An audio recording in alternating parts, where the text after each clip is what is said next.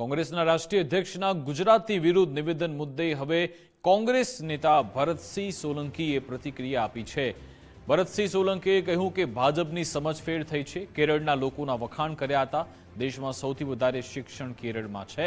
કોંગ્રેસે right to education લાવવાનો પ્રયત્ન કર્યો। આણંદ જિલ્લામાં 1000 શાળાઓ બંધ થઈ। રાજ્યમાં અનેક શાળાઓ બંધ થઈ છે। અધ્યક્ષનો કહેવાનો ઉદ્દેશ્ય અલગ હતો તેવું પણ ભરતસિંહ સોલંકીએ કહ્યું। ગુજરાતમાં શિક્ષણ વ્યવસ્થા ખાડી ગઈ છે તેવી વાત પણ તેમણે કરી હતી। અમારા અધ્યક્ષનો કહેવાનો આશય એ હતો કે આ ભાજપા સરકારની પોલિસીના કારણે જે પ્રકારે શિક્ષણનો હાર્દિક ન્યાય એ થયો છે, ઘટી ગયું છે અને એ ઓછું શિક્ષણ ધરાવતા લોકો પૂરું જાણી ન શકે, પૂછી ન શકે, એટલા માટે એમને ગુમરાહ કરી ધાર્મિક અંધશ્રદ્ધા અને જુદા જુદા રસ્તે લઈ જઈ અને એનો દુરુપયોગ કરે છે, એ એમનો કહેવાનો આશય।